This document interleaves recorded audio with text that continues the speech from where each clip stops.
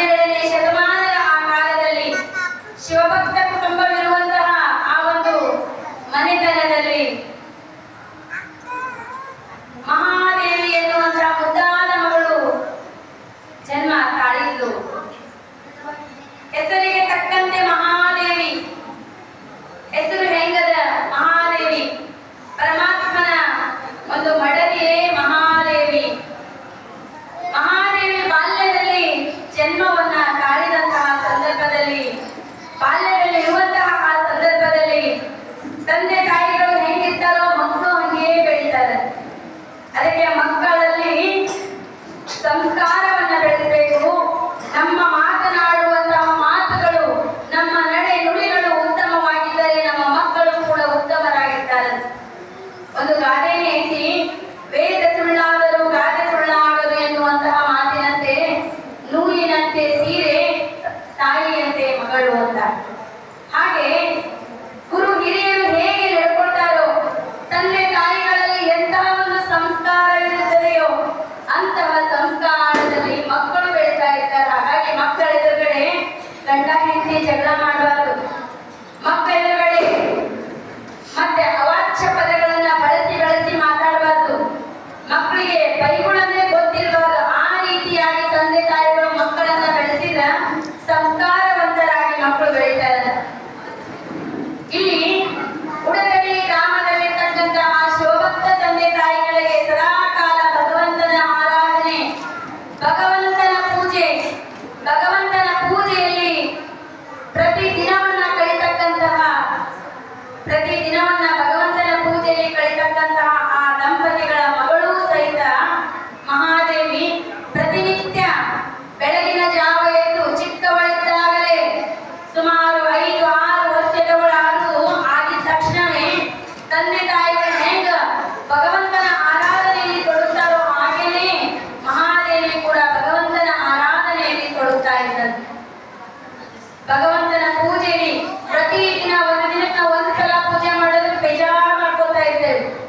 ಪೂಜೆ ಮಾಡ್ಬೇಕಂತ ಓಡಾಡ್ತಿರ್ತೇವೆ. ಆ ದೇವರು ಬೆಳಗ್ಬೇಕಂತ, ತೊಳಿಬೇಕಂತ, ಹೂ ಮುಡಿಸ್ಬೇಕಂತ ದಿನ ಯಾಕೆ ಮಾಡಿದ್ದಿನ ಅಂತ ಬೇಜಾರು ಮಾಡ್ಕೊಂಡು ಪೂಜೆ ಮಾಡ್ತಾ ಇರ್ತೀವಿ. ಆದ್ರೆ ಮಹಾದೇವಿ ಹಂಗಿರ್ಲಿಲ್ಲ. ಚಿಕ್ಕ ಹುಡುಗಿ ಆದರೂ ಸಹಿತ ಬೆಳಗಿನ ಜಾವ ಎದ್ದು ಹೂಗಳನ್ನ ಕಿತ್ಕೊಂಡು ಬಂದು ದೇವರಿಗೆ ಲಿಂಗಾರ್ಚನೆಯನ್ನ ಮಾಡಿಕೊಂಡು ಪೂಜೆಯನ್ನ ಮಾಡ್ತಾ ದಿನ ಕಳಿತೇನೆ. ಎಲ್ಲರ ಚಂದನು ಒಳ್ಳೆ ಬಂದ್ರೆ ಆ ಅರಳಿತಕ್ಕಂಥ ಹೂವನ್ನ ತಗೊಂಡು ಮತ್ತೊಂದು ಪೂಜೆ ಮಾಡೋದಕ್ಕೆ ಪ್ರಾರಂಭ ಮಾಡ್ತಿಲ್ಲ ಅಂತಂದ್ರೆ ಒಂದು ದಿನಕ್ಕೆ ಒಂದ್ಸಲ ಪೂಜೆ ಮಾಡೋಕೆ ನಾವು ಬೇಸಿಸ್ತೇವೆ. 3 ದಿನ 4 ಸಲ, ಎಷ್ಟು ಸಲ ಮನಸ್ಸಿಗೆ ಬರ್ತದೋ ಅಷ್ಟು ಸಲ ಪೂಜೆ ಮಾಡತಕ್ಕಂಥ ಮಹಾನ್ ಶರಣೆ ಮಹಾದೇವಿಯಾಗಿತ್ತು. ಮುಂದೊಂದು ದಿನಕ್ಕೆ ಅಕ್ಕ ಇನ್ನು ಅಕ್ಕ ಆಗಿಲ್ಲ, ಬರೀ ಮಹಾದೇವಿ ಬೆಳೀತಾ ದೊಡ್ಡವಳಾದ್ದು. ಅಲ್ಲೇ ಇರ್ತಕ್ಕಂಥ ಊರ ಮುಂದಿನ ದೇವಾಲಯದ ಜಾತ್ರೆಯ ಸಂದರ್ಭ, ಆ ಜಾತ್ರೆ ನಡೆಯುವಂತಹ ಸಂದರ್ಭದಲ್ಲಿ ಗೆಳತಿ ಶಂಕರಿ ಅಂತ ಮಹಾದೇವಿಯ ಬಹಳ, ನಮಗೂ ಎಲ್ಲರೂ ಒಬ್ಬೊಬ್ಬರಿಗೆ ಆತ್ಮೀಯ ಗೆಳತಿಯರಿರ್ತಾರಲ್ಲ, ಅಕ್ಕ ಮಹಾದೇವಿಗೂ ಕೂಡ ಆತ್ಮೀಯವಾಗಿರ್ತಕ್ಕಂಥ ಒಬ್ಬ ಗೆಳತಿ ಇದ್ಲು. ಆಕೆ ಹೆಸರೇ ಶಂಕರಿ ಅಂತ. ಆ ಶಂಕರಿ ಮತ್ತೆ ಮಹಾದೇವಿ ಇಬ್ರು ಕೂಡ ದೇವಸ್ಥಾನಕ್ಕೆ ಬಂದ್ರು. ಜಾತ್ರೆಯಲ್ಲೆಲ್ಲ ಓಡಾಡಿದ್ರು. ಕೊನೆಗೆ ನಿನ್ನೆ ರಾತ್ರಿ ಒಂದು ಕನಸು ಕಂಡದ್ಲಂತ ಗೆಳತಿ ಶಂಕರಿ. 15 ವಯಸ್ಸಿನಲ್ಲಿ ಹೆಣ್ಮಕ್ಳಿಗಾಗ್ಲಿ ಗಂಡ್ಮಕ್ಳಿಗಾಗ್ಲಿ ಕನಸು ಅದ್ಭುತವಾಗಿರ್ತಕ್ಕಂಥ ಬಣ್ಣದ ಕನಸುಗಳು ಬೀಳ್ತಾ ಇರ್ತವು. ಅಂತದೇ ಒಂದು ಕನಸಾಗಿ ಗೆಳತಿ ಶಂಕರಿ ಕಂಡು ಗೆಳತಿಯಾಗಿರ್ತಕ್ಕಂಥ ಮಹಾದೇವಿ ಹೇಳ್ತಾಳ, ಗೆಳತಿ ನಿನ್ನೆ ನನಗೊಂದು ಕನಸು ಬಿತ್ತು ಕಣೆ. ಎಂತ ಕನಸು? ಆ ಕನಸಲ್ಲಿ ಒಬ್ಬ ಚಿಗುರು ಮೀಸೆಯ ಹುಡುಗ ಬಂದಿದ್ದ. ನೋಡೋದಕ್ಕೆ ಎಷ್ಟು ಚೆನ್ನಾಗಿದ್ದ ಅಂದ್ರ ಪುರದ್ರೂಪಿಯಾಗಿರ್ತಕ್ಕಂತಹ, ಅತ್ಯಂತ ಸುಂದರನಾಗಿರ್ತಕ್ಕಂತಹ, ಸುರಸುಂದರನಾಗಿರ್ತಕ್ಕಂತಹ ಯುವಕ ಕನಸಲ್ಲಿ ಬಂದ. ಮದ್ವಿ ಅಂತ ಮಾಡ್ಕೊಂಡ್ರೆ ಅಂತವನನ್ನೇ ಮದುವೆ ಮಾಡ್ಕೋಬೇಕು ಅಂತ ನನ್ಗೆ ಅನ್ಸಾಕತ್ತೈತಿ. ಅಂತ ಚಲುವ ನನ್ ಕನಸಲ್ಲಿ ಬಂದ ಅಂತ ಆಕೆ ಗೆಳತಿ ಹೇಳ್ತಾ ಮಹಾದೇವಿಗೆ. ಹಾಗೆ ಆಕೆ ಕನಸು ಹೇಳಿದಾಗ ಮಹಾದೇವಿನ ಅದೇ ವಯಸ್ಸಿನಕ್ಕಿ. ಆದ್ರೆ ಮಹಾದೇವಿಗೆ ಶಿವಧ್ಯಾನ, ಶಿವಚಿಂತೆ ಬಿಟ್ಟು ಬೇರೆ ಯಾವುದೇ ಕನಸೇ ಬೀಳಂಗಿಲ್ಲ. ಆಕೆಗೂ ಒಂದು ಕನಸು ಬಿದ್ದಿತ್ತು. ಕನಸು ಬಿದ್ದಾಗ ಆಕೆಯಲ್ಲಿರ್ತಕ್ಕಂಥ ಎಲ್ಲ ಗೆಳತಿಯರನ್ನ ಸೇರಿ ಅಲ್ಲಿ ಹೇಳಿ ಒಂದು ವಚನದ ರೀತಿಯಲ್ಲಿ ನನ್ನ ಒಂದು ಕನಸನ್ನ ವ್ಯಕ್ತಪಡಿಸ್ತಾಳೆ. ಏನಂತ? ಅಕ್ಕ ಕೇಳವ್ವ, ಅಕ್ಕ ಕೇಳವ್ವ, ನಾನೊಂದ ಕನಸ ಕಂಡೆ. ಅಕ್ಕ ಕೇಳವ್ವ, ನಾನೊಂದ ಕನಸ ಕಂಡೆ. ಅಕ್ಕಿ ಎಲೆ ಅಡಕೆ ತೆಂಗಿನಕಾಯಿ ಕಂಡೆ. ಚಿಕ್ಕ ಚಿಕ್ಕ ಜಡೆಗಳ ಕುಲಿಪಲ್ಲ ಗೊರವನು. ಚಿಕ್ಕ ಚಿಕ್ಕ ಜಡೆಗಳ ಕುಲಿಪಲ್ಲ ಗೊರವನು. ಭಿಕ್ಷೆಗೆ ಬಂದನು ನೋಡವ್ವ, ಭಿಕ್ಷೆಗೆ ಬಂದನು ನೋಡವ್ವ. ಅಕ್ಕ ಮಹಾದೇವಿ ಎಂಥ ಕನಸು ಕಾಣ್ತಾಳೆ ಆ ವಯಸ್ಸಿನಲ್ಲಿ.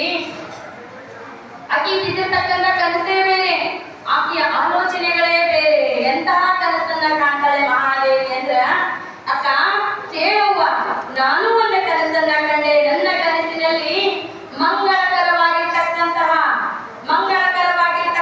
ಎಲೆ ಅಡಿಕೆ ತೆಂಗಿನಕಾಯಿಗಳು ನನ್ನ ಕನಸಿನಲ್ಲಿ ಬಂದು, ಚಿಕ್ಕ ಚಿಕ್ಕ ಜಡೆಗಳನ್ನ ಹೊಂದಿರ್ತಕ್ಕಂಥ ಬೆಣ್ಣೆಯ ಬೆಲ್ಲದಂತ ಪುಟ್ಟ ಕಂದ ಶಿವನು ಭಿಕ್ಷೆಗೆ ಬಂದ ನೋಡುವ ಅಂತ ಕನಸು ನನಗೆ ಬಿತ್ತು ಅಂತ ಶಿವನ ಜ್ಞಾನದಲ್ಲೇ ಇರ್ತಕ್ಕಂತಹ ಆ ಜ್ಞಾನದಲ್ಲಿರ್ತಕ್ಕಂತಹ ಮಹಾದೇವಿಗೆ ಶಿವ ಚಿಕ್ಕ ಹುಡುಗನಾಗಿ ಚಿಕ್ಕ ಚಿಕ್ಕ ಕುಲಿಪಲ್ಲ ಅಂದ್ರೆ ಮೆತ್ತನೆಯಗಲ್ಲ, ಬೆಣ್ಣೆ ಅಂತಾಗಲ್ಲ. ಚಿಕ್ಕ ಚಿಕ್ಕ ಮಕ್ಕಳದೆಲ್ಲವನ್ನ ಮುಟ್ ನೋಡಿ ಮೆತ್ತಗಿರ್ತಾವ ನೋಡ್ರಿ, ಎಷ್ಟು ಮುಟ್ಲಿ ನಂಗಿರ್ತಾವಲ್ಲ ಅಂತಹ ಪುಟ್ಟ ಪುಟ್ಟ ಜಡೆಗಳನ್ನ ಹೊಂದಿರ್ತಕ್ಕಂತಹ ಮೆತ್ತನೆಯ ಗಲ್ಲದ ಪುಟ್ಟ ಮಗು ಶಿವನಾಗಿ ನನ್ನ ಕನಸಿನಲ್ಲಿ ಬಂದ ಅಂತ ಆಕೆ ಕನಸನ್ನ ಕಾಣ್ತಾಳೆ. ಆಕೆಯ ಬದುಕೇ ವಿಚಿತ್ರ. ಎಲ್ಲರಂತವಳಲ್ಲ ನಮ್ಮ ಮಹಾದೇವಿ. ಎಲ್ಲಾ ಮಹಿಳೆಯರಿಗೂ ಆ ವಯಸ್ಸಿನಲ್ಲಿ ಬೀಳೋ ಕನಸೇ ಬೇರೆ, ಮಹಾದೇವಿಗೆ ಬೀಳುವಂತಹ ಕನಸೇ ಬೇರೆ ಆಗಿತ್ತು. ಹೀಗೆ ಅಲ್ಲಿ ಆ ಕನಸಿನ ವಿಚಾರವನ್ನ ಮಾಡ್ತಾ ಜಾತ್ರೆಯನ್ನು ಮುಗಿಸಿ ಮನೆಗೆ ಬರ್ತಾರೆ. ಮನೆಗೆ ಬಂದಾಗ ಗುರುಗಳಾಗಿರ್ತಕ್ಕಂತಹ ಗುರುಲಿಂಗ ದೇವರ ಒಂದು ಸಂಸ್ಕಾರದಲ್ಲಿ, ಶಿಕ್ಷಣದಲ್ಲಿ ಮಹಾದೇವಿ ಬೆಳೀತಾ ಇರ್ತಾಳೆ. ಹಾಗಿದ್ದಾಗ ಒಂದು ದಿನ ಮಹಾದೇವಿಗೆ ಲಿಂಗ ದೀಕ್ಷೆಯನ್ನ ಕೊಡಿಸಬೇಕು ಅಂತ ಹೇಳಿ ತಂದೆ ತಾಯಿಗಳು ಗುರುಲಿಂಗ ದೇವರನ್ನ ಮನೆಗೆ ಕರೆಸಿರ್ತಾರೆ. ಗುರುಲಿಂಗ ದೇವರು ಮಹಾದೇವಿಗೆ ಲಿಂಗ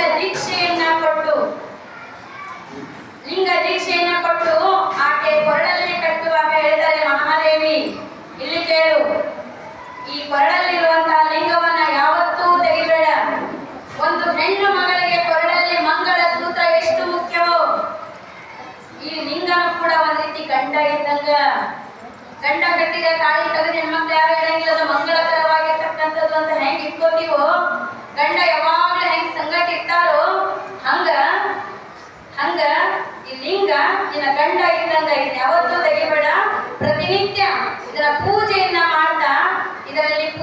ಮಾಡ್ತಾ ನೀನು ಪ್ರತಿನಿತ್ಯದ ದಿನಗಳನ್ನ ಕಳೆಯಬೇಕು ಅಂತ ಹೇಳಿದಾಗ, ಚಿಕ್ಕ ಮಕ್ಕಳ ಮನಸ್ಸು ಹೇಗಿರುತ್ತೆ ಅಂದ್ರೆ ಬಂಧುಗಳೇ, ಹಸಿ ಗೋಡೆ ಇದ್ದಂತೆ ಇರ್ತದೆ ಚಿಕ್ಕ ಮಕ್ಕಳ ಮನಸ್ಸು. ಹಸಿ ಗೋಡೆಗೆ ಹರಳನ್ನ ಒಗೆದು ನೋಡಿ ಪಟ್ಟಂತ ಹಿಡ್ಕೊಳ್ತೈತಿ, ದೊಡ್ಡ ಕಲ್ಲನ್ನ ಒಗೆದು ನೋಡ್ರಿ ಅದನ್ನು ಹಿಡ್ಕೊಳ್ತೈತಿ. ಹಂಗ ನಮ್ಮ ಮಕ್ಕಳಲ್ಲಿ ನಾವು ಯಾವ ವಿಚಾರವನ್ನ ಹೇಳ್ತೀವೋ ಆ ವಿಚಾರಗಳು ಗಟ್ಟಿಯಾಗಿ ಮಕ್ಕಳ ಮನಸ್ಸಲ್ಲಿ ಕುತ್ಕೊಂಡ್ಬಿಡ್ತಾವ. ಚಿಕ್ಕ ಮಕ್ಕಳಿದ್ದಾಗ ಅವ್ರಿಗೆ ಏನಾರ ಮೂಢನಂಬಿಕೆಗಳ ಬಗ್ಗೆ ನೀವು ಹೇಳ್ರಿ, ಹಂಗ ದೊಡ್ಡ ಕನಸು ಹೇಳ್ತಾ ಇರ್ತಾರ ಮಚ್ಚಿದೇರೆಲ್ಲ. ಏನ್ ಹೇಳ್ತಿರ್ತಾರ, ಅಯ್ಯೋ ಬಟ ನಾನು ಕುತ್ಕೊಂಡಿದ್ದೆ ರಾತ್ರಿ ಹೊತ್ತ ಹೋಗ್ತಾ ಅದೊಂದು ದೊಡ್ಡ ದವ್ವ ನಾನೇನು ಹೊತ್ತ ಕುಂತಿದ್ದೋ ಅಂತ ಹೇಳಿದ ಮಕ್ಕಳಿಗೆ, ಓ ದವ್ವ ಅದ ದೇವ ಹೊರಗೋ ಅಂಜಿಕೆ ಏಕಿ ಮಾಡಕ್ ಹೋದ್ರು ಗರ್ ಸಂಗಟ ತಕ್ಕೋದಿರ್ತಾರೆ. ಅದಕ್ಕ ಮಕ್ಕಳಲ್ಲಿ ಎಂತಹ ಭಾವನೆಯನ್ನ ನಾವು ಬಿತ್ತೀವೋ ಅಂತದನ್ನ ಬೇಗ ಮಕ್ಕಳು ಹಿಡಿದಿಟ್ಕೊಳ್ತಾರೆ. ಮಕ್ಕಳ ಮನಸ್ಸೇ ಅಂತದ್ದು ನಿರ್ಮಲವಾಗಿರ್ತಕ್ಕಂಥದ್ದು, ಹಸಿಗೋಡೆ ಅಂತದ್ದು. ಹಾಗಾಗಿ ಮಕ್ಕಳಲ್ಲಿ ಒಳ್ಳೊಳ್ಳೆ ವಿಚಾರಗಳನ್ನ ನಾವು ಬಿತ್ತಬೇಕಾಗ್ತದೆ. ಅಲ್ಲಿ ಗುರುಲಿಂಗ ದೇವರು ಹೇಳಿರ್ತಕ್ಕಂತಹ ವಿಚಾರ ಅಕ್ಕ ಮಹಾದೇವಿಯ ಮನಸ್ಸಲ್ಲಿ ಹಿಡ್ಕೊಳ್ಳೋದು, ಈ ಲಿಂಗ ನನ್ನ ಗಂಡ ಅದನ ಅಂತ. ಹಂಗಾಗಿ ಆ ಕಾಲದಲ್ಲೆಲ್ಲ ಸುಮಾರು 9ರಿಂದ 10ನೇ ವಯಸ್ಸಿಗೆ ಮದುವೆ ಮಾಡಿಬಿಡ್ತಾ ಇದ್ರು. ಇಲ್ಲಿರ್ತಕ್ಕಂಥ ಅಮ್ಮಂದಿರದ ತಾಯಿಯಂದಿರು ಅಕ್ಕಗಳು ತಾಯಿಯಂದ್ರಲ್ಲಿ ಸುಮಾರಷ್ಟು ಮಂದಿ 10, 11, 12 ವರ್ಷಕ್ಕೆ ಮದುವೆ ಆಗೈತಿ. ಅವರೆಲ್ಲ ಹೇಳ್ತಿರ್ತಾರೆ, ನಾವೆಲ್ಲ ಸಣ್ಣವರಿದ್ದೀವಿ, 9, 10ನೇ ವಯಸ್ಸಿಗೆ ನಾವು ಮದುವೆ ಮಾಡಿಬಿಟ್ಟಾರ ಅಂತ ಹೇಳಿದಾಗ, ಅಷ್ಟು ಚಿಕ್ಕ ವಯಸ್ಸಿನೊಳಗೆಲ್ಲ ನಮ್ಮ ಮಕ್ಕಳು ಕುತ್ಕೊಂಡಾರ. 12, 13, 14, 15 ವರ್ಷ ಆದ್ರೆ ಏನು ಪ್ರಪಂಚ ಜ್ಞಾನ ಇನ್ನೂ ತನಕ ಇಲ್ಲ. ಆ ವಯಸ್ಸಿನೊಳಗೆ ಮದುವೆ ಮಾಡ್ಕೊಂಡು ಗಂಡನ ಮನೆಗೆ ಬಂದು ಆಗಿನ ಕಾಲದ ಅತ್ತೆಯಂದ್ರೆ ಈಗ ಸೊಸೆಯರೇ ಅತ್ತೆಯನ್ನ ಭಯ ಪಡಿಸ್ತಾರೆ. ಆಗ ಅತ್ತೆಯರ ಹಂಗಿರ್ಲಿಲ್ಲ. ಆ ಅತ್ತೆಯರಿ ನಾ ಗಂಡ ಮಗನ ಹೆತ್ತಕ್ಕಿದಾನಿ ಅಂತೇಳಿ ಅಲ್ಲಾಡಿಸ್ತಾ ಇದ್ರು ಸೊಸೆಯಂದ್ರನ್ನ. ಚಿಕ್ಕ ಹುಡುಗಿ ಆಗಿದ್ದಾಗ ಮದುವೆ ಮಾಡ್ಕೊಂಡು ಅತ್ತೆಯ ಮನೆಗೆ ಬಂದಿರ್ತಕ್ಕಂತಹ ಆ ಹೆಣ್ಮಕ್ಳು ಎಲ್ಲಾ ರೀತಿಯ ಸಂಸ್ಕಾರಗಳನ್ನು ಕಲಿತಾ ಏನಾಗ್ತಾ ಇದ್ರು ಅಂದ್ರೆ ಜ್ಞಾನವನ್ನ ಪಡ್ಕೊಳ್ತಾ ಇದ್ರಂತೇನೋ. ಹಂಗ 9-10ನೇ ವಯಸ್ಸಿನಲ್ಲಿರ್ತಕ್ಕಂತಹ ಮಹಾದೇವಿಯ ಗೆಳತಿ ಶಂಕರ್ ಇದ್ದಲ್ಲ, ಆಕೆಗೆ ಅವ್ರ ತಂದೆ ತಾಯಿಗಳು ಮದುವೆ ಮಾಡಿಕೊಟ್ರು. ಇದ್ದ ಒಬ್ಬಳೇ ಮಗಳು, ಊರಿನ ಒಬ್ಬ ಶ್ರೀಮಂತ ವ್ಯಕ್ತಿ ನಿರ್ಮಲ ಶೆಟ್ಟಿಯವರು, ಶೆಟ್ಟಿ ಮನೆತನದವರು. ಒಬ್ಬಳೇ ಮಗಳನ್ನ ಚಲೋವರೆಗೂ ನೋಡಿ ಬಹಳ ಚಂದಾಗ ಮದುವೆ ಮಾಡ್ಕೊಡ್ಬೇಕು ಅಂತ ಅವ್ರದ್ದು ವಿಚಾರ ಇರ್ತೈತಿ. ಅಂಥದೇ ವಿಚಾರವನ್ನ ಗಂಡ ಹೆಂಡತಿ ಇಬ್ಬರು ಕೂಡ ಮಾಡಿದ್ರು. ಮಗಳನ್ನ ಕರೆದು ಕೇಳಿದ್ರು, ಮಹಾದೇವಿ ನಿನಗೊಂದು ವರನನ್ನ ಹುಡುಕಿ ಮದುವೆ ಮಾಡ್ಬೇಕಂತ ಮಾಡಿದೀವಿ, ಮದುವೆ ಮಾಡ್ಬೇಕಂತ ನಮ್ದು ವಿಚಾರ ಐತಿ ಅಂತ ತಂದೆ ತಾಯಿಗಳು ತಿಳಿಸಿದಾಗ ಮಹಾದೇವಿ ಏನಂತಾಳ, ಅಮ್ಮ ನಮ್ಗೆ ಈಗಾಗಲೇ ಮದುವೆ ಆಗೋಗಿದ್ದಲ್ಲ, ನನಗೆ ಯಾಕೆ ಮತ್ತೆ ಮದುವೆ ಮಾಡ್ತೀರಿ?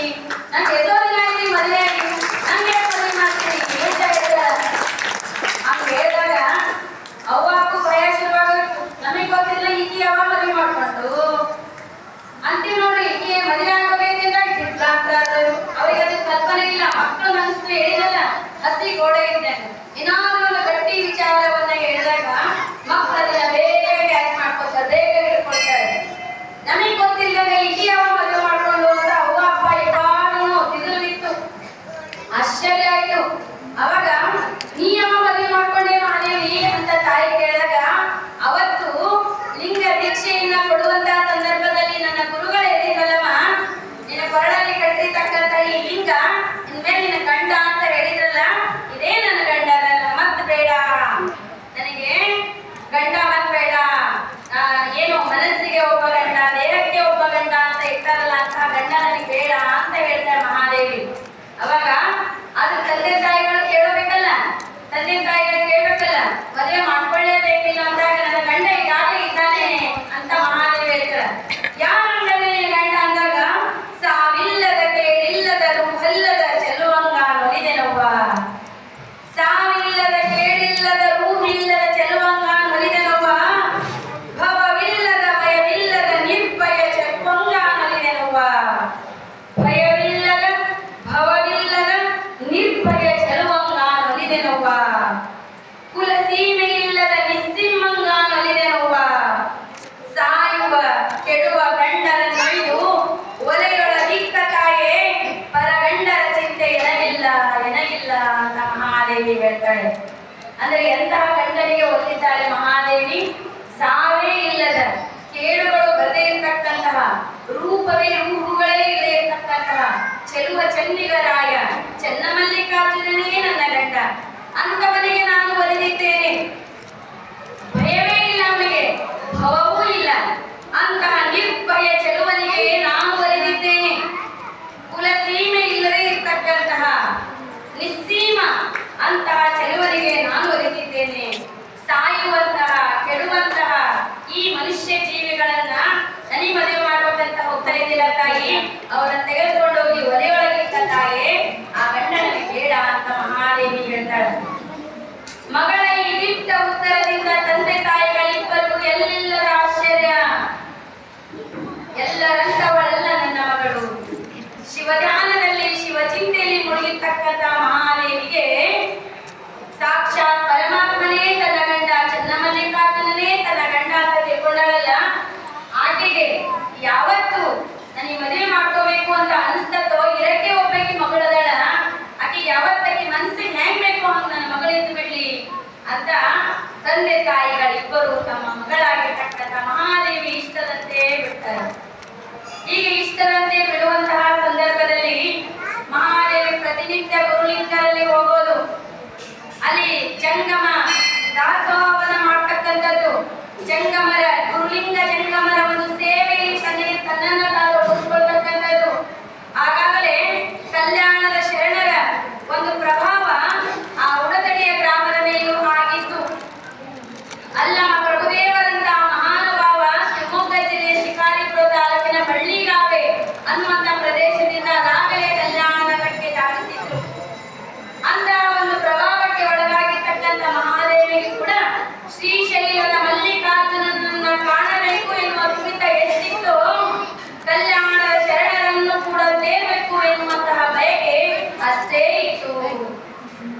ಹಾಗೆ ಕಲ್ಯಾಣದ ಶರಣರನ್ನ ಕಾಣಬೇಕು ಅನ್ನುವಂತಹ ಬಯಕೆಯನ್ನು ತನ್ನ ಗುರುಗಳಾಗಿರ್ತಕ್ಕಂಥ ಗುರುಲಿಂಗರಲ್ಲಿ ವ್ಯಕ್ತವನ್ನ ಪಡಿಸ್ತಾಳೆ. ಕಲ್ಯಾಣದಿಂದ ಆಗಾಗ ಬಂದು ಬಸವ ಧರ್ಮವನ್ನ ಪ್ರಸಾರ ಮಾಡತಕ್ಕಂಥ ಅನೇಕ ಶರಣರು ಗದರಿ ಗ್ರಾಮಕ್ಕೂ ಕೂಡ ಬಂದು ಹೋಗಿದ್ರು. ಅಲ್ಲಿ ಗುರುಲಿಂಗ ದೇವರ ದರ್ಶನವನ್ನು ಕೂಡ ಪಡ್ಕೊಂಡು ಹೋಗಿದ್ರು. ಅದು ಮಹಾದೇವರಿಗೂ ಕೂಡ ಗೊತ್ತಿತ್ತು. ಹೀಗೆ ತನಗೂ ಕೂಡ ಬಸವಣ್ಣನವರಂತೆ ವಚನಗಳನ್ನ ರಚಿಸಬೇಕು, ಅಲ್ಲಮ ಪ್ರಭುಗಳಂತೆ ವಚನಗಳನ್ನ ರಚಿಸಬೇಕು ಎನ್ನುವಂತ ತುಡಿತ ಮಹಾದೇವಿಯಲ್ಲೂ ಕೂಡ ಮಾಡುತ್ತಾ ಇತ್ತು. ಹೀಗೆ ವಚನಗಳನ್ನ ರಚಿಸಬೇಕು, ಕಲ್ಯಾಣದ ಶರಣರನ್ನ ನಾನು ಸೇರಬೇಕು ಅನ್ನುವ ಬಯಕೆ ಇದ್ದಂತ ಸಂದರ್ಭ. ಪ್ರತಿನಿತ್ಯ ಶಿವಾರ್ಚನೆಗೆ ಮಾಡೋದು, ಗುರುಲಿಂಗ ಜಂಗಮರ ಸೇವೆಯನ್ನ ಮಾಡೋದು, ಗುರುಗಳಲ್ಲಿ ಹೋಗಿ ತನ್ನ ಸಂದೇಹಗಳನ್ನ ಪರಿಹರಿಸಿಕೊಂಡು ಬರೋದು, ಹೀಗೆ ಕಾಲ ಕಳೆಯತಕ್ಕಂಥ ಸಂದರ್ಭದಲ್ಲಿ ಆ ಊರಿನೊಳಗ ಕೌಶಿಕ ಎನ್ನುವಂತ ಮಹಾರಾಜ ಇದ್ರು. ಅವರಿಗೆ ಪಟ್ಟವನ್ನ ಕಟ್ಟುವಂತ ಒಂದು ಸಂದರ್ಭ. ಇಡೀ ಉಡುತಳಿ ಗ್ರಾಮವನ್ನ ಕಳೆದು ತೋರಣಗಳಿಂದ ಶೃಂಗಾರ ಮಾಡಿದ್ದಾರೆ. ಯಾಕೆ? ರಾಜನಿಗೆ ಪಟ್ಟವನ್ನ ಕಟ್ಟಬೇಕು ಅನ್ನೋ ಕಾರಣದಿಂದಾಗಿ ಎಲ್ಲರ ಮನೆ ಮುಂದೆ ರಂಗೋಲಿಗಳನ್ನು ಹಾಕಿ ಶೃಂಗಾರವನ್ನ ಮಾಡಿದ್ದಾರೆ. ರಾಜನಿಗೆ ಪಟ್ಟ ಕಟ್ಟುವ ಪೂರ್ವದಲ್ಲಿ ಊರಲ್ಲಿ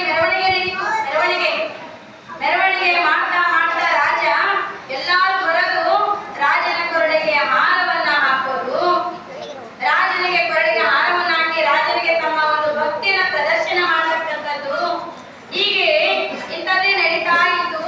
ಆ ಆನೆಯ ಮೇಲೆ ಅಂಬಾರಿಯ ಮೇಲೆ ಕೌಶಿಕ ಮಹಾರಾಜ ಕುತ್ಕೊಂಡಿದ್ರು. ಎಲ್ಲಾರು ಬರ್ತಾ ಇದ್ರು. ಮನೆ ಮೇಲೆ ನಿಂತ್ಕೊಂಡು ಎಷ್ಟೋ ಜನ ರಾಜನ ವೈಭವವನ್ನ, ರಾಜನ ಮೆರವಣಿಗೆಯನ್ನ ನೋಡ್ತಾ ಇದ್ರು. ನಿರ್ಮಲ ಶೆಟ್ಟಿಯ ಮನೆ ಅತ್ಯಂತ ದೊಡ್ಡ ಮನೆ, ಉಡುತಳಿ ಶ್ರೀಮಂತರಲ್ಲಿ ಒಬ್ಬರಾಗಿರ್ತಕ್ಕಂಥ ನಿರ್ಮಲ ಶೆಟ್ಟಿ ಮನೆ ಕೂಡ ಉತ್ತಮವಾಗಿರ್ತಕ್ಕಂಥ ಮನೆ ಇತ್ತು. ಅಲ್ಲಿ ಮಹಾದೇವಿಯ ಗೆಳತಿಯರೆಲ್ಲರೂ ಮಹಾದೇವಿ ಮನೆಗೆ ಹೋದ್ರೆ ಮನೆ ಮ್ಯಾಲತ್ತಿ ನಾವು ರಾಜನ ಮೆರವಣಿಗೆ ನೋಡ್ಬೋದು ಅಂತ ಹೇಳಿ ಮಹಾದೇವಿ ಮನೆಗೆ ಬಂದಿದ್ರು. ಮಹಾದೇವಿ ಲಿಂಗ ಪೂಜೆಯನ್ನ ಮಾಡ್ತಾ ಕುತ್ಕೊಂಡಿದ್ರು, ಶಿವನಿಗೆ ಪೂಜೆಯನ್ನ ಮಾಡ್ತಾ ಕುತ್ಕೊಂಡಿದ್ರು. ಮಹಾದೇವಿ ಊರಲ್ಲಿ ರಾಜನ ಮೆರವಣಿಗೆ ಬರ್ತಾ ಇದೆ ಕಣೆ, ಎಲ್ಲರೂ ಪಾಪ ಹೋಗೋಣ, ಎಲ್ಲರೂ ನೋಡ್ತಾ ಇದ್ದಾರೆ, ನಾನು ಹೋಗೋಣ ಅಂದ್ರೆ ಮಹಾದೇವಿ ಬರಂಗಿಲ್ಲ ಅಂತಂತೆ. ಇಲ್ಲ, ನನಗೆ ಬೇರೆ ಕೆಲಸ ನೀವು ಹೋಗಿ ನೋಡೋಗ್ರಿ, ಶಿವನ ಪೂಜೆ ಇನ್ನೂ ನನಗೆ ತೃಪ್ತಿ ಆಗಿಲ್ಲ, ನಾ ಇನ್ನೂ ಮಾಡಾಕಿದ್ದೀನಿ ಅಂತಂತೆ. ಆದ್ರೂ ಕೇಳ್ಬೇಕಲ್ಲ, ನಾವೆಲ್ಲರೂ ನೋಡಕೊಂಡೇವಿ, ನೀನೇನೋ ಪೂಜೆ ಮಾಡ್ಕೋಬೇಕು ಕೊಡ್ತೇನೆ, ನಡಿ ಹೋಗೋಣ ಅಂತ ಕರ್ಕೊಂಡೋದ್ರು. ಎಲ್ಲ ಗೆಳತಿಯರೊಂದಿಗೆ ಉದ್ದನೆಯ ಕೂದಲದ ದುಂಡಾದ ಕಣ್ಣುಗಳ ದುಂಡಾದ ಮುಖದ ಸ್ವರದ್ರೂಪಿಯಾಗಿರ್ತಕ್ಕಂತಹ ಚೆಲುವೆ ಮಹಾದೇವಿಯು ಕೂಡ ಆ ಮನೆಯ ಮೇಲೆ ಹತ್ತಿ ರಾಜನ ಮೆರವಣಿಗೆಯನ್ನು ನೋಡ್ತಾ ಇತ್ತು. ಎಲ್ಲರೂ ರಾಜನಿಗೆ ಮನೆ ಮೇಲೆ ನಿಂತ್ಕೊಂಡು ಹೂವಿನ ಒಂದು ಪುಷ್ಪ ವೃಷ್ಟಿಯನ್ನು ಸುರಿಸ್ತಾ ಇದ್ರು, ಕೊರಡೆಗೆ ಹೂವಿನ ಹಾರಗಳನ್ನ ಹಾಕ್ತಾ ಇದ್ರು. ಹೀಗೆ ಹಾಕುವಂತಹ ಸಂದರ್ಭದಲ್ಲಿ ರಾಜನ ಮೈ ಮೇಲೆ ಪುಷ್ಪ ವೃಷ್ಟಿ ಆದಾಗ ತಲೆ ಮೇಲೆ ಬಿದ್ದಿರ್ತಕ್ಕಂಥ ಪುಷ್ಪಗಳನ್ನ ಕೊಡ್ಕೊಳ್ತಾ ಹೀಗೆ ಮ್ಯಾಲ ನೋಡ್ತಾನ. ಅವನ ಜೀವನದಲ್ಲಿಯೇ ನೋಡಿಲ್ಲ. ದೇಶ ವಿದೇಶಗಳನ್ನ ಅನೇಕ ರಾಜ್ಯಗಳನ್ನ ಸುತ್ತಿ ಬಂದಾನ. ಅಷ್ಟೊಂದು ಸುಂದರಿಯಾಗಿರ್ತಕ್ಕಂಥ ಕೆಂಪು ಗಲ್ಲದ ಉದ್ದ ಕೂದಲಿನ ಕಮಲದ ಕಣ್ಣಿನಂತಹ ಸುಂದರಿಯಾಗಿರ್ತಕ್ಕಂತಹ ಯುವತಿಯನ್ನ ನೋಡ್ತಾನ. ಮದುವೆ ಆದ್ರ ಇಂಥಕಿನ್ನೇ ಮದುವೆ ಮಾಡ್ಕೋಬೇಕು ಅಂತ ಮನಸ್ಸಿನೊಳಗೆ ಆಸೆ ಚಿಗುರು ಬಿಡ್ತೈತಿ ಆ ಕೌಶಿಕ ಮಹಾರಾಜನಿಗೆ. ಆಕೆನ ನೋಡಿದ್ದೇ ತಡ ಮೆರವಣಿಗೆಯನ್ನು ಅಲ್ಲೇ ನಿಲ್ಲಿಸ್ತಾನ ರಾಜ. ಏನು ಮಾಡ್ಬೇಕು, ಏನು ಬಿಡ್ಬೇಕು ಅಂತ ಏನೂ ಗೊತ್ತಾಗ್ತಾ ಇಲ್ಲ ರಾಜನಿಗೆ. ಅಲ್ಲಿ ಆ ಮೆರವಣಿಗೆಯನ್ನ ಅಲ್ಲೇ ನಿಲ್ಲಿಸಿ ಹಿರಿಯರಂತ ಮನೆಗೆ ಬರ್ತಾನೆ. ತನ್ನ ಗೆಳೆಯ ಹಾಗೂ ಮಂತ್ರಿ ಆಗಿರ್ತಕ್ಕಂಥ ವಸಂತಕ ಅವನ ಆಪ್ತ ಮಿತ್ರ, ಮಹಾಮಂತ್ರಿ, ಅವರು ಪ್ರಧಾನಮಂತ್ರಿ. ಆ ಪ್ರಧಾನಮಂತ್ರಿ ವಸಂತಕನನ್ನ ಕರೆದು ಹೇಳ್ತಾನೆ, ನಾನು ಮೆರವಣಿಗೆ ಮಾಡುವಾಗ ಆ ಬೀದಿಯ ಹೆಸರನ್ನ ಹೇಳ್ತಾನೆ. ಅಲ್ಲಿ ಮಹಡಿಯ ಮೇಲೆ ಒಂದು ಅತ್ಯಂತ ಸುಂದರಿಯಾಗಿರ್ತಕ್ಕಂತಹ ಕನ್ಯೆಯನ್ನ ನೋಡಿದೆ. ಅದೆಷ್ಟು ಚೆಲುವು ಅವಳು. ಅಂತಹ ಕೇಶ ರಾಶಿಯನ್ನು ಹೊಂದಿರತಕ್ಕಂಥ ಸುರಸುಂದರಿಯಾಗಿರ್ತಕ್ಕಂತಹ ಕನ್ಯೆಯನ್ನ ಮದುವೆ ಮಾಡ್ಕೋಬೇಕು ಅಂತ ಅನ್ಕೊಂಡೇನಿ. ನಮ್ಮಿಬ್ಬರ ಮದುವೆ ರುವಾರಿಯಾಗಿ ಇನ್ನು ಅವ್ರ ಮನೆಗೆ ಹೋಗಿ ಹೆಣ್ಣು ಕೇಳು. ಇನ್ನು ಯಾವತ್ತು ನಾನು ಮಹಾಮಂತ್ರಿ ನನ್ನ ಕೈ ಕೆಳಗೆ ಕೆಲಸ ಮಾಡುವ ಅಂತ ತಿಳ್ಕೊಂಡಿಲ್ಲ, ಬದಲಾಗಿ ನಿನ್ನ ನನ್ನ ಆಪ್ತ ಮಿತ್ರ ಅಂತ ತಿಳ್ಕೊಂಡೇನೆ ಅಂತ ವಸಂತಕನನ್ನ ಇಲ್ಲಿಗೆ ಕಳಿಸ್ತಾನೆ ಮಹಾದೇವಿಯ ಮನೆಗೆ. ವಸಂತಕ ವಜ್ರ ವೈಡೂರ್ಯ ಚಿನ್ನ ಅರಿಶಿಣ, ಕುಂಕುಮ, ಸೀರೆ, ಬಳೆ ಎಲ್ಲವನ್ನ ತೆಗೆದುಕೊಂಡು ರಾಜ್ಯ ಪರಿವಾರ ಸಮೇತನಾಗಿ ತುತ್ತೂರಿಗಳನ್ನ ಊದುತ್ತಾ ಡೋಲ್ ಬಾರಿಸ್ತಾ ಎಲ್ಲ ಮೆರವಣಿಗೆಯನ್ನ ಮಾಡ್ತಾ ಮಾಡ್ತಾ ನಿರ್ಮಲ ಶೆಟ್ಟಿ ಮನೆಗೆ ಬರ್ತಾನೆ. ನಿರ್ಮಲ ಶೆಟ್ಟಿಗೆ ಆಶ್ಚರ್ಯ. ಇವತ್ತು ಮಧ್ಯಾಹ್ನನೇ ಏನಾಗಿದೆ, ರಾಜನ ಮೆರವಣಿಗೆ ನಡೀತಾ ಇತ್ತು. ಮೆರವಣಿಗೆ ನಡೀತಿದ್ದೆ ತಡ ನನ್ನ ಮನೆಯಿಂದಾನೇ ರಾಜ ಅರ್ಧಕ್ಕೆ ಮೆರವಣಿಗೆ ನಿಲ್ಲಿಸಿ ಮನೆಗೆ ಹೋಗ್ತಿದ್ದನ. ನಾವು ಮಾಡಿದಂತಹ ಒಂದು ರಾಜ್ಯ ಸೇವೆಯಲ್ಲಿ ಏನಾದ್ರೂ ದೋಷಗಳಾಗಿರಬಹುದೇ, ಅದಕ್ಕೆ ವಸಂತ ಕಲ್ಲನ್ನ ರಾಜ ಕಳಿಸಿಬಹುದೇ ಅನ್ನುವಂತಹ ವಿಚಾರವನ್ನ ಮನಸ್ಸಿನಲ್ಲಿ ದುಗುಡವಾಗಿ ವಿಚಾರವನ್ನ ಮಾಡ್ತಾನೆ ನಿರ್ಮಲ ಶೆಟ್ಟಿ. ಅವಾಗ ವಸಂತ ಕಲ್ಲನ್ನ ಕೇಳ್ತಾರೆ, ಮಹಾಮಂತ್ರಿಗಳೇ, ತಾವು ನನ್ನ ಮನೆವರೆಗೂ ಬರೋದಕ್ಕೆ ಕಾರಣವಾದ್ರೆ ಏನು? ನಾವು ಮಾಡಿದಂತಹ ಸೇವೆಯಲ್ಲಿ ಏನಾದರೂ ದೋಷವಾಗಿದೆ? ಮಹಾಪ್ರಭುಗಳು ಏನಾದರೂ ಕೋಪಗೊಂಡಿದ್ದಾರೆ? ಇಲ್ಲ ನಿರ್ಮಲ ಶೆಟ್ಟಿಯವರೇ, ನಿಮ್ಮ ಮನೆಯ ಮುದ್ದಾದ ಕನ್ಯೆಯನ್ನ, ನಿಮ್ಮ ಮಗಳಾಗಿರ್ತಕ್ಕಂಥ ಮಹಾದೇವಿಯನ್ನ ನಮ್ಮ ಮಹಾರಾಜರು ಮದುವೆ ಮಾಡ್ಕೋಬೇಕು ಅನ್ಕೊಂಡಾರ. ನಿಮ್ಮ ಭಾಗ್ಯದ ಬಾಗಿಲು ಇವತ್ತೇ ತೆರೀತು. ಅಂತ ಊರಿನ ರಾಜನಾಗಿರ್ತಕ್ಕಂಥ ಕೌಶಿಕ ಮಹಾರಾಜ ನಿಮ್ಮ ಮಗಳನ್ನ ಮೆಚ್ಚಿ ಮದುವೆ ಮಾಡ್ಕೊಳ್ತಾನೆ ಎಂದಾಗ ನಿಮ್ಮ ಭಾಗ್ಯ ತೆರೀತು ಅಂತಾನೆ ತಿಳ್ಕೊರಿ. ನಿಮ್ಮ ಮಗಳನ್ನ ನಮ್ಮ ರಾಜನಿಗೆ ಕೊಟ್ಟು ಮದುವೆ ಮಾಡಿ ಎಂದಾಗ ನಿರ್ಮಲ ಶೆಟ್ಟಿ ಕಿವಿಯಲ್ಲಿ ಶೀತವನ್ನ ಹಾಕಿದಂತಾಗ್ತದ್ರಿ. ಯಾಕಂದ್ರೆ ಎಲ್ಲರಂತೆ ಅವ್ರ ಮಗಳ ಆಗಿರಲಿಲ್ಲ, ನಿಮಗೂ ಗೊತ್ತಿರ್ತಕ್ಕಂಥ ವಿಚಾರ. ಆಕೆಗೆ ಮದುವೆ ಇಹಪರಗಳಲ್ಲಿ ಮದುವೆ ಜೀವನ ಯಾವುದರ ಆಸೆ ಆಕಾಂಕ್ಷೆಗಳೇ ಆಗಿರಲಿಲ್ಲ. ಅದು ಇಲ್ಲದೆ ಲಿಂಗವಿಲ್ಲದ ಒಬ್ಬ ಭವಿಯಾಗಿರ್ತಕ್ಕಂಥ ಅನ್ಯ ಧರ್ಮೀಯನಾಗಿರ್ತಕ್ಕಂಥ ಕೌಶಿಕನಿಗೆ ನನ್ನ ಮಗಳನ್ನ ನಾನು ಕೊಡಂಗಿಲ್ಲ, ಅವ ರಾಜನಾದ್ರೂ ಆಗಿರ್ಲಿ ಯಾರಾದ್ರೂ ಆಗಿರ್ಲಿ, ನನ್ನ ಮಗಳನ್ನ ನಾನು ಕೊಡೋದಿಲ್ಲ ಅನ್ನುವಂತ ವಿಚಾರವನ್ನ ಕೌಶಿಕ ಮಹಾರಾಜನಿಗೆ ಹೇಳ್ಬಿಡಿ ಅಂತ ನಿರ್ಮಲ ಶೆಟ್ಟಿ ಹೇಳ್ತಾರೆ. ಎಷ್ಟು ಬೇಡ್ಕೊಂಡ್ರು ಕೂಡ ಮುನ್ನ ಒಪ್ಪಂಗಿಲ್ಲ ನಿರ್ಮಲ ಶೆಟ್ಟಿ ಮತ್ತು ಅವರ ಹೆಂಡತಿಯಾಗಿರ್ತಕ್ಕಂಥ ಸುಮತಿ ಅಮ್ಮನವರು. ಸಪ್ಪೆ ಮುಖವನ್ನು ಹಾಕೊಂಡು ವಸಂತಕ ಕೌಶಿಕ ಮಹಾರಾಜನಿಗೆ ಹೋಗಿ ಹೇಳ್ತಾರೆ, ಈ ರೀತಿ ಮದುವೆಗೆ ನಾವು ಕೇಳಕ್ ಹೋದಾಗ ಅವ್ರು ಕೊಡೋದಿಲ್ಲ ಅಂತ ತಿರಸ್ಕಾರವನ್ನ ಮಾಡಿಬಿಟ್ರು ಮಹಾರಾಜರೇ. ಹಾಗಾಗಿ ಏನ್ ಮಾಡೋದು ಅಂತ ಕೇಳಿದಾಗ ಕೌಶಿಕನಿಗೆ ಪಡೆದ್ರ ಈ ಜನ್ಮಾಂತದಲ್ಲಿ ಆಕೆಯನ್ನೇ ಪಡ್ಕೋಬೇಕು ಅಂತಕ್ಕಂಥ ಹಂಬಲಗೊಂಡಿದ್ದಾನೆ. ಆಕೆ ರೂಪವನ್ನೇ ಕಣ್ಣಲ್ಲಿ ತುಂಬಿಕೊಂಡು ಊಟದಲ್ಲಿ ಯಾವುದರ ಆಸಕ್ತಿಯನ್ನು ಕಳ್ಕೊಂಡು ಮಂಕಾಗಿಟ್ಟುಕೊಂಡಿರ್ತಕ್ಕಂಥ ಆ ಕೌಶಿಕನಿಗೆ ಮಹಾದೇವಿ ಯಾವಾಗ ಬರ್ತಾಳೋ ಯಾವಾಗ ಮದುವೆ ಮಾಡ್ಕೊಂಡೇನೋ ಅಂತಕ್ಕಂಥ ತವಕದಲ್ಲಿ ಇದ್ದವನಿಗೆ ಮಗಳನ್ನ ಕೊಡೋದಿಲ್ಲ ಅಂತಕ್ಕಂಥ ಸುದ್ದಿಯ ವಾರ್ತೆ ಕಿವಿಕಿದ್ದೇ ತಡ ಅವರಿಗೆ ಸೀದಾ ಮತ್ತೊಮ್ಮೆ ಹೋಗಿ ಹೇಳುವ ಸಂತಕ ಅವರ ಮಗಳನ್ನೇನಾದರೂ ಅವರು ಕೊಡ್ಲಿಲ್ಲ ಅಂದ್ರ ಘೋರವಾದ ಶಿಕ್ಷೆಗೆ ಅವರು ಗುರಿ ಆಗ್ತಾರ. ಹಂಗಾಗಿ ಅವ್ರಿಗೆ ಹೀಗೆ ತಿಳಿಸ್ಬಿಡು ಅಂತ ಹೇಳ್ತಾರೆ. ವಸಂತಕ ಮತ್ತೆ ನಿರ್ಮಲ ಶೆಟ್ಟಿ ಅವ್ರ ಮನೆಗೆ ಬಂದ್ರು. ನಿಮ್ಮ ಮಗಳನ್ನೇನಾದ್ರೂ ಕೊಡ್ಲಿಲ್ಲ ಅಂದ್ರ ಆಗಿನ ಕಾಲದೊಳಗೆ ರಾಜರು ಎಂತ ಶಿಕ್ಷೆಯನ್ನ ಕೊಡ್ತಾ ಇದ್ರು ಅಂದ್ರೆ ಬಂಧುಗಳೇ, ರಾಜ ದ್ರೋಹವನ್ನ ಮಾಡಿದ್ರೆ ರಾಜರು ಹೇಳಿದಂತೆ ಕೇಳಿಲ್ಲ ಅಂದ್ರ ಕಣ್ಣುಗಳನ್ನ ಕಿರಿಸೋದು, ಕೈಕಾಲುಗಳನ್ನ ಮುರಿಯೋದು, ಆನೆಯ ಕಾಲಿಗೆ ಕಟ್ಟಿ ಎಲೆವಟ್ಟಿಗೆ ಎಳಿಸ್ತಕ್ಕಂಥದ್ದು, ಹೀಗೆ ಕಡಿಪಾರು ಮಾಡತಕ್ಕಂಥದ್ದು, ಒಂದ ಎರಡ ಕಠಿಣವಾಗಿರ್ತಕ್ಕಂಥ ಶಿಕ್ಷೆಗಳೇ ಅವಾಗಿತ್ತು. ಹಾಗಾಗಿ ಅಲ್ಲೇ ಇರ್ತಕ್ಕಂತಹ ನನ್ನಿಂದಾಗಿ ನನ್ನ ತಂದೆ ತಾಯಿಗಳಿಗೆ ಕಷ್ಟ ಬರಬಾರದು, ಜನ್ಮ